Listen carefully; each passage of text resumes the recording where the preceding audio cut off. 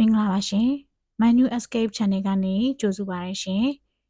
ဒီနေ့ဖတ်ပြမယ့်စာအုပ်လေးကတော့စာရေးဆရာသားထွေးရေးသားထားတဲ့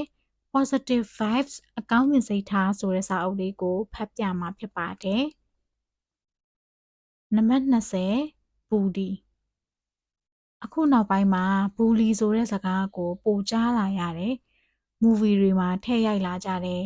ဆိုရှယ်မီဒီယာမှာခေတ်စားလာတယ်ဘူလီတွေဆိုတာအားနည်းသူကိုခွန်အားသုံးအနိုင်ကျင့်ခြင်းအတင်းအကျပ်ခိုင်းစေခြင်းအားနည်းချက်ကိုအကျက်ကင်ခြင်းချင်းချောက်ခြင်းနဲ့ပုံစံတူအပြုတ်မှုတစ်ခုကိုထပ်တလဲလဲကျူးလွန်စော်ကားခြင်းစတာတွေပါဝင်ပါတယ်တလောကကိုရီးယား movie series တစ်ခုကြည့်ဖြစ်တယ်အထက်တန်းကျောင်းတုံးကဘူလီလောက်ခံရတဲ့ victim မိန်းကလေးဟာပြန်ပြီးဂလဲစားချေတဲ့ကားလေးပါဒီကားလေးဟာပညာပေးအခန်းတွေအတော်များများပါဝင်တယ်ဘူလီလောက်ခံရသူတွေရဲ့စိတ်ဒဏ်ရာတွေ mental health ဆိုးဆိုးရွားရွားထိခိုက်သွားပုံတွေပါဝင်ပြီးအတော်ကောင်းတဲ့ message တွေကိုပေးခဲ့ပါတယ်ဒီကားကိုအွန်ကိုရင်ပြနေစင်ပါတယ်ကျောင်းတုံးကသူတို့အနိုင်ကျင့်ခံရမှုတွေကိုရင်ဖွင့်စာရေးပြီး online ပေါ်တင်သူတွေများလာတာတွေ့ရတယ်ဒီအရာကိုကုညီနှစ်သိမ့်သူတွေကာကွယ်ပေးသူတွေပေါ်ထွက်လာတယ်ဘူလီလောက်ခံရတဲ့သူအများစုကအလယ်တန်းအထက်တန်းလောက်ဖြစ်နေတာတွေ့ရပါတယ်နောက်ပိုင်းမှာဆိုနာမည်ကြီးစားပြုလာတဲ့အမှုပညာရှင်တွေကိုနောက်ကျောင်းဖော်ပြီးဝေဖန်တာတွေလုပ်လာကြတယ်အထူးသဖြင့်သူတို့ရဲ့ကျောင်းတုံးကဘူလီလုပ်တဲ့အကျင့်တွေနဲ့အခြားသောလိင်ပိုင်းဆိုင်ရာထိပါစော်ကားမှုတွေကို victim တွေကချပြပြီးတရားမျှတမှုတွေပြန်ယူတာပေါ့ဘူလီဟာဘာကြောင့်ဖြစ်လာသလဲအဓိကကတော့နာမည်ကြီးချင်တာအနိုင်လိုချင်တာကိုယ့်ရဲ့စိတ်မလုံခြုံမှုတွေကိုဖုံးကွယ်ချင်တာကိုဩဇာရှိတဲ့လူတစ်ယောက်လိုခံစားချင်တာစသဖြင့်ပေါ့မိဘတွေအနေနဲ့ကိုယ့်သားသမီးကိုကျောင်းပို့တဲ့အခါဘူလီလောက်တတ်တဲ့အကျင့်ဆိုးတွေမရှိစေအောင်ကိုချင်းစာတက်အောင်တင်ပေးရပါမယ်အမြဲတမ်းစောင့်ကြည့်နေရပါမယ်ဒီအရွယ်မှာသင်ပေးထားနိုင်မှသာရေရှည်မှာမန်နာကောင်းတဲ့လူတစ်ယောက်ဖြစ်လာကြမယ်မဟုတ်လားဘလို့ပဲဖြစ်ဖြစ်မိဘတွေဟာလက်ဦးဆရာပါပဲကို့ကလေးကဘိုးကြတဲ့အကျင့်တွေရှိနေလားအခြားကလေးကိုထိခိုက်ဒဏ်ရာရအောင်လုပ်သလားကျောင်းအုပ်ကြီးရုံခန်းခဏခဏရောက်နေသလားဆိုတာကိုအမြဲစောင့်ကြည့်တတ်ပါတယ်တခါကကျွန်တော်တူလေးကျောင်းမှရန်ဖြစ်လို့ကျောင်းအုပ်ခေါ်တာနဲ့လိုက်သွားပူးပါတယ်သူတို့အတန်းကအစာအတော်ဆုံးကောင်လေးကိုလက်ပါမိရပါအိမ်ရောက်ပြီးတေချာမေးကြည့်မှသူနဲ့အဲ့ဒီကောင်လေးကဘာရမ်းမှမရှိပဲသူကိုကမနာလို့ဖြစ်နေရပါဘာလို့မနာလို့ဖြစ်တယ်လဲဆိုမိဘလို့သူတွေကအဲ့ကောင်လေးနဲ့သူ့ကိုအမြဲနှိုင်းပြီးပြောကြတယ်ဟိုကတော်တလောက်သူ့ကိုကြအယမ်းညံ့တယ်လို့ပြောကြတယ်ဒါကိုမနာလိုတာပါတဲ့တခါတလေမှာမိဘတွေရဲ့ဆုံးမမှုတွေကလမ်းမှားနေတတ်ပါတယ်အခြားကလေးနဲ့နှိုင်းယှဉ်ပြီးပြောတာတွေကကိုကမခံချင်စိတ်နဲ့စူးစမ်းအောင်ဆိုတဲ့ရည်ရွယ်ချက်ပေမဲ့တအားဖိအားပေးခံရတဲ့အခါကလေးတွေဟာသိငယ်သွားတတ်ပါတယ်တပားသူကိုမနာလိုဖြစ်တယ်ကိုအားငယ်သွားတယ်ဒီကလေးတွေဟာ self esteem နည်းသူတွေဖြစ်လာတတ်ပါတယ်နောက်တစ်ခုကမိဘတွေရဲ့အပြုအမူတွေပါသားသမီးရှိရိုင်းရိုင်းဆိုင်ဆိုင်ဆဲဆိုပြောဆိုတာတွေလက်ပါတာတွေကသားသမီးကိုအတူယူမားစေပါတယ်ဒါတွေကိုမြင်ပါများလာတဲ့အခါကလေးတွေကသူတို့မြင်နေကြကြားနေကြတာမန်ဖြစ်ရိုးဖြစ်စဉ်ကိစ္စတွေလို့ထင်လာကြတယ်ဒီအပြုအမူတွေကိုအခြားသူတွေအပေါ်ပြုလုပ်လာတတ်ကြပါတယ်တိမ်ငယ်စိတ်ဝင်နေတဲ့ကလေးတွေမှာလည်းဘူလီလုပ်တတ်တဲ့အပြုအမူတွေရှိပါတယ်မိဘတွေကဂယူးမဆိုင်တာတွေအမြဲတမ်းစူဆဲခံရတာတွေနှွေးထွေးပေမဲ့အတိုင်းဝိုင်းမရှိတဲ့ကလေးတွေဟာတပားသူတွေအပေါ်ဆက်ဆံခြင်းကမာကျောနေတတ်ပါတယ်သူတို့ရဲ့စိတ်မလုံခြုံမှုတွေကိုအခြားသူအပေါ်အနိုင်ယူခြင်းဖြင့်ဖုံးကွယ်တတ်ကြပါတယ်သူတို့မပျော်ရွှင်နိုင်သလိုအခြားသူတွေကိုလည်းပျော်ရွှင်ခွင့်မပေးချင်ကြပါဘူးကိုကလေးကကျောင်းသွားရဖို့ကြောက်နေတာမျိုးညင်းတာမျိုးလုပ်တဲ့အခါမှာလည်းအတင်းအကျပ်ရိုက်ပြီးပို့တာတွေမလုပ်ပဲ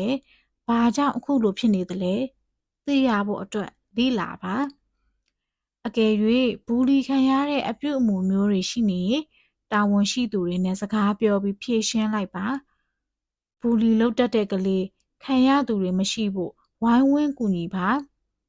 ကလေးများအားလုံးကျန်းမာပျော်ရွှင်စွာပညာသင်နိုင်ဖို့ကသိပ်ကိုအရေးကြီးပါတယ်ကလေးတွေဟာသိပ်ကိုနူးညံ့ပြီးပုံသွင်းရလွယ်တဲ့ဖျောင်းရုပ်လေးတွေဖြစ်ပါတယ်ဒီအရွယ်မှာကိုချင်းစာတတ်အောင်အပြုအမူကောင်းတွေရှိအောင်သင်ပေးထားရပါမယ်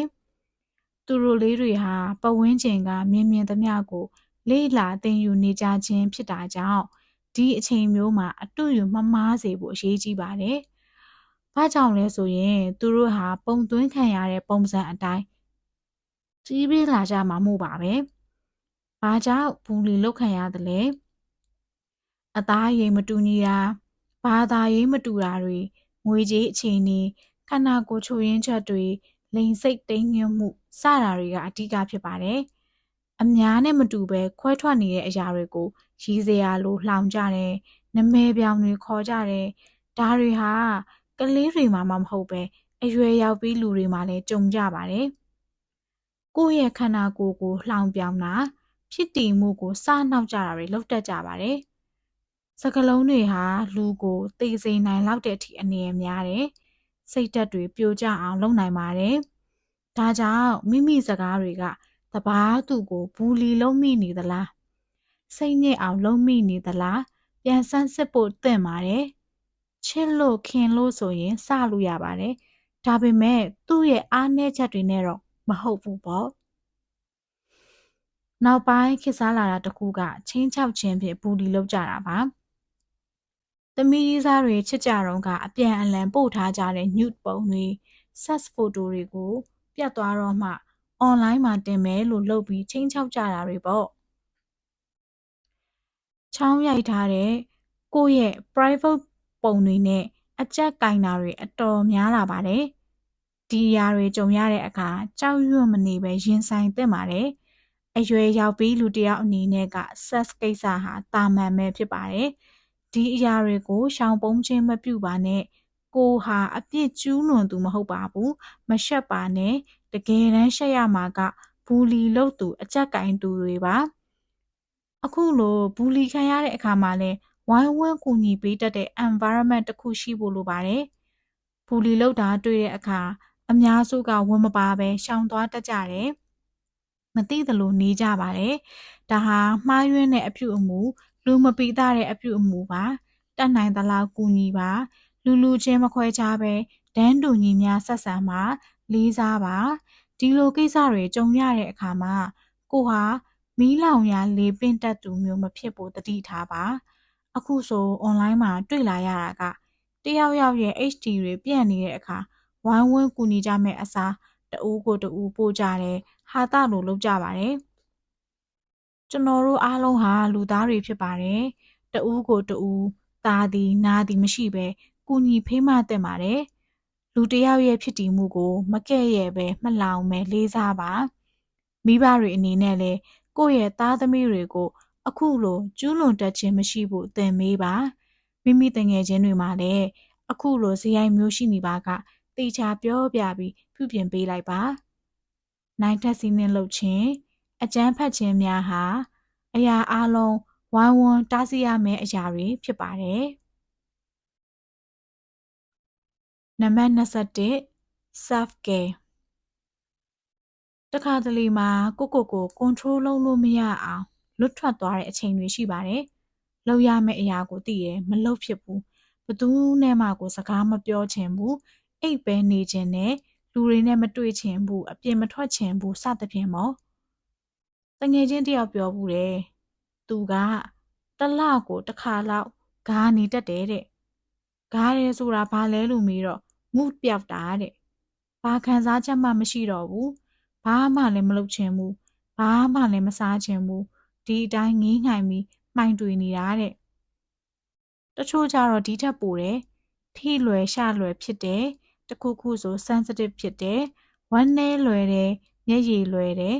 ဒါကိုတော့ emotion များနေတယ်လို့ပဲပြောရလိမ့်မယ်ဒါဟာအားငယ်နေတဲ့စိတ်တွေများတဲ့အခါမျိုးကိုမျှော်လင့်ထားတဲ့အတိုင်း ဖြစ်မလာတဲ့အခါမျိုးတွေမှာဖြစ်တတ်ပါတယ်။ emotion ဆိုတာကစိတ်ခံစားချက်တွေကိုပြောတာပါ emotion ဆိုတဲ့နေရာမှာတိမ်ငယ်ဝမ်းနည်းစိတ်အပြင်ဒေါသစိတ်ဆိုပြီးတော့လည်းရှိပါတယ်။အားသာနေတဲ့ခံစားချက်ကကိုဖြစ်နေတဲ့ emotion ပုံစံပေါ့။ဘသူ့ကိုမှကြည့်မရဘူး။ဘေးကလူတွေကိုလည်းမကြည်နပ်ဘူး။စိတ်မရှိဘူး။ဘာအကြောင်းပြချက်မှမရှိပဲသူ့အလိုလိုဒေါသများနေတာ။အဲ့ဒီလို emotion များလာရင်ကိုရောဘေးလူတွေကိုပါအကောင်းမြင်စိတ်မရှိတော့ဘူး။တခုခုဖြစ်ရင်အစဲကထိတ်ဆုံးကပါလိုက်မိတာတွေဘာကိုမှစိတ်မရှိနိုင်တာတွေဘသူ့ကိုမှကြည့်မရတာတွေပေါ့ဒါကိုလူတော်တော်များများဖြစ်ပူးမှာပါ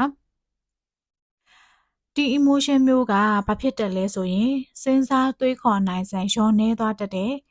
မကောင်းတာကိုသိတယ်ဒါပေမဲ့ဘာဖြစ်ကွာဆိုပြီးလှုပ်ပစ်တတ်တယ်စကားကိုလည်းမစင်မချင်ပြောမိတာတွေတခုခုဆိုအရင်မစင်စားဘူးပါဇက်ကနေလှုပ်ကနေပြောထွက်တာတွေပေါ့ဒီအရာတွေကဆက်ဆံရေးတွေပျက်စီးတတ်ပါတယ်ဒေါသစိတ်များတဲ့ emotion ကပူလောင်ခြင်းပျက်စီးခြင်းတို့ကိုဥတည်ပါတယ်တခါတလေမှာတော့ငါကအမြဲခံရသူငါကအတုံးမကျတဲ့သူငါကအချစ်မခံရတဲ့သူစသဖြင့်ကိုတိမ်ငယ်စေမဲ့အရာတွေချင်းမြင်နေတတ်ပါတယ်ဘေးကလူတွေကိုလည်းအကောင်းမမြင်နိုင်ဘူးအမေကကောင်းစေခြင်းလို့ပြောတာကိုလည်းစူတယ်ဆဲတယ်ချုပ်ချယ်တယ်မြင်တာမျိုးချစ်သူကမအားလို့ဖုံးမခေါ်တာကိုအမျိုးမျိုးတွေးပြီးဝမ်းနည်းနေတာမျိုးတွေပေါ့လိုတာထက်ပိုပြီးဝမ်းနည်းနေတဲ့ feeling တွေဖြစ်နေတာတနည်းပြောရရင်စိတ်တက်ကြနေတာပေါ့လုံသမျှဖြစ်မလာလို့မအောင်မြင်လို့စိတ်ဖိစီးလို့စတာတွေပေါ့ emotion များခြင်းဟာအလွန်ဆိုးရွားတဲ့အရာတစ်ခုဆိုတာလူတိုင်းသိမှာပါဒီလိုအရာတွေဖြစ်လာရင်ကိုဘယ်လိုနေထိုင်သင့်တယ်လဲဆိုတာကိုအနည်းငယ်မျှဝေချင်ပါတယ်နံပါတ်1တန်ဖိုးရှိတဲ့အလုပ်ကိုလုပ်ပါကိုဟာအဖိုးတန်ကြောင်းသိနိုင်မယ့်အရာတွေလုပ်ပါဥပမာမိဘကိုပြုစုလုပ်ကြွေးတာကိုညီထောက်ပံ့ပေးတာပရာဟိတလုပ်တာစသဖြင့်ပေါ့ဒီအရာတွေဟာကိုယ့်ရဲ့တန်ဖိုးကိုမြင်ရစေပါတယ်ကိုဟာသူတို့အတွက်အရေးပါတယ်အသုံးဝင်နေဆိုတဲ့ခံစားချက်လေးပေါ့လူတစ်ယောက်ချင်းစီဟာကဘာကြီးလို့အဓိပ္ပာယ်ရပါတယ်လူတစ်ယောက်ကိုကူညီတာဟာကဘာကြီးကိုကူညီတာပါပဲဒါကြောင့်လူတွေအများကြီးကိုလိုက်ကူညီဖို့မလိုဘူးကိုဘေးနာကတကယ်လိုအပ်နေသည်ကိုရာကူညီလိုက်ပါကမ်းခြေမှာတောင်တင်နေတဲ့ကျင်ငါးတွေအများကြီးဓာတ်တွေအကုန်လုံးကိုပင်လယ်ထဲပြန်မပို့ပေးနိုင်မယ်ဘာလို့လိုက်ကောက်နေသေးသလဲကျင်ငါးတွေအများကြီးကိုမကောက်နိုင်ပေမဲ့ကျင်ငါးတစ်ကောင်ကိုတော့ငါကောက်နိုင်ပါတယ်ကျင်ငါးအားလုံးကိုပင်လယ်စီပြန်မပို့ပေးနိုင်ပေမဲ့ဒီတစ်ကောင်ကိုတော့ပြန်ပို့ပေးနိုင်တယ်ဒီကျင်ငါးအတွက်တော့ငါရဲ့လှုပ်ဆောင်ချက်ဟာအသုံးဝင်သွားပါလိမ့်မယ်ကျွန်တော်တို့အားလုံးဟာကျင်ငါးကောက်သူတွေပါရန်သူတစ်ထောင်လဲကြဖို့မစွမ်းနိုင်တဲ့လူတစ်ယောက်ကိုဆွဲထူပါတဲ့နံပါတ်2လေ့လာသင်ယူပါတစုံတစ်ခုကိုတတ်မြောက်အောင်သင်ယူပါသူရိယာလက်မှုပညာဘာသာစကားဘာဖြစ်ပေါ့ဓားတွေဟာမသွေးတာကြာရင်တုံးတယ်လို့ကျွန်တော်တို့အုံနောက်ကလည်းထိုနည်းသူစွာပါပဲကိုယ့်ရဲ့လုံနိုင်စွမ်းကိုယုံကြည်ပါမင်းဟာသင်ယူနိုင်တယ်တက်လွယ်တယ်မင်းဟာမင်းထင်ထားတာထက်ပိုတန်မာပါတယ်အလုပ်တစ်ခုပြီးမြောက်တဲ့အခါတစ်ခုခုကိုပြီးမြောက်အောင်မြင်အောင်သင်ယူနိုင်သွားတဲ့အခါလူခန္ဓာကိုယ်ကဒိုပါမင်းတွေထွက်ပြီး self confidence ကိုမြင့်မားစေတယ်စိတ်ခွန်အားတွေဖြစ်စေပါတယ်တဲ့ကြုံတွေ့သမျှဟာစမ်းသပ်မှုတွေပါနေ့စဉ်ဘဝမှာမလွဲမသွေခံယူထားရမယ့်အချက်ကပြဿနာတိုင်းဟာကိုယ့်ရဲ့ကိုယ်ရည်ကိုယ်သွေးကိုစမ်းသပ်နေခြင်းဆိုတာပါပဲအလုံးလုံးတဲ့သူကအမှားများမှာပဲအမားတွေတိုင်းကသင်ခန်းစာတွေပေးနေမှာပါပဲခက်ခဲတဲ့အရာတွေများကြုံရလေပိုတန်မာလီပါပဲ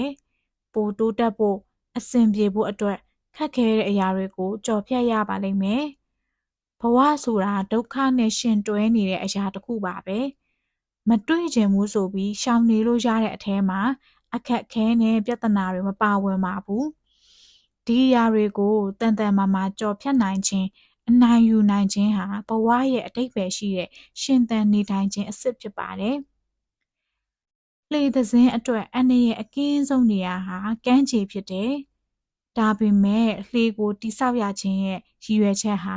ကမ်းခြေမှာသာထားဖို့မဟုတ်ပါ။နံပါတ်3 self esteem ရှိဖို့လိုပါတယ်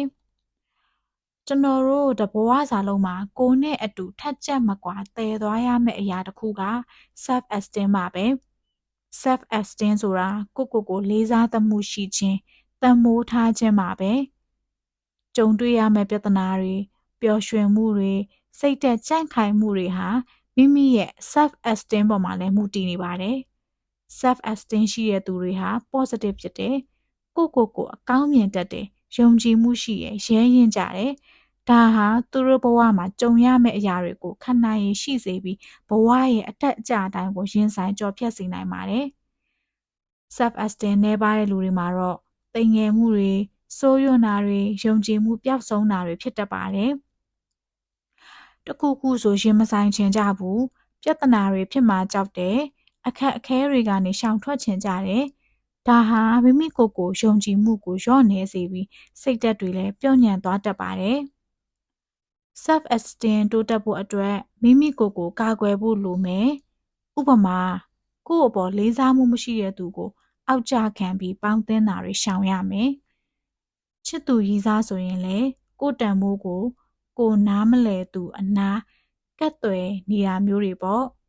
။ကိုယ်တိုင်ကဈေးပေါမိနေတဲ့အခါဘသူမှမလေးစားတော့ဘူး။ဒီတော့ကိုလည်းအားငယ်စိတ်တွေဝင်လာတယ် self esteem တွေလျော့ကျလာတယ်။ဒါကြောင့်ကျွန်တော်တို့စီမှာဘသူမှလာသတ်မှတ်လို့မရတဲ့စံနှုန်းတစ်ခုရှိရမယ်။ဒါကိုလည်းကိုယ်တိုင်ကထိမ့်သိမ်းရမယ်။ဒါဟာမာနကြီးတာမဟုတ်ပဲမိမိကိုယ်လေးစားမှုရှိခြင်းတန်မိုးထားခြင်းပါပဲနံပါတ်4ဝါသနာပါတာလေးတွေလုပ်ပါစာဖတ်တာပဲဖြစ်ဖြစ်သချင်းဆိုတာဖြစ်ဖြစ်စာရေးတာပန်းပင်လေးတွေစိုက်တာစသဖြင့်ဝါသနာပါတာလေးတွေလုပ်ပါဒါဟာ emotional များတာတွေအတွေးလွန်တာတွေကိုနည်းပါးစေတယ်တနည်းပြောရရင် comfort zone လေးပေါ့ဒီလိုဝါသနာကိုလုပ်နေရင်းနဲ့စိတ်လွတ်လပ်မှုပေးပါနံပါတ်5 meditate လုပ်ပါတရားထိုင်ခြင်းရဲ့အကျိုးကျေးဇူးကိုလူအတော်များများသိကြမှာပါဘယ်အရာကိုပဲ handle လုပ်တရားထိုင်ဖို့အကြံပေးလေးရှိကြပါတယ်တရားထိုင်ခြင်းဟာ anxiety ကိုလျှော့ချစေပြီးစိတ်ဖိစီးမှုများအတွေးဆိုးများကြောင့်အားနည်းနေတဲ့အာယုံကြောနဲ့အုံနောက်ကိုအားဖြစ်စေပါတယ်emotional များခြင်းကိုကုသတဲ့နေရာမှာဒီအချက်တွေကအထောက်အကူဖြစ်လိမ့်မယ်လို့ယုံကြည်ပါတယ်။နောက်ထပ်ပြောလိုတာကဘယ်အရာကိုပဲကြုံရပါစေကိုယ့်ရဲ့စိတ်ခံစားချက်တစ်ခုတည်းနဲ့မဆုံးဖြတ်ပါနဲ့။ဒီလိုအရာတွေကြုံတဲ့အခါကျွန်တော်တို့သိထားရမှာက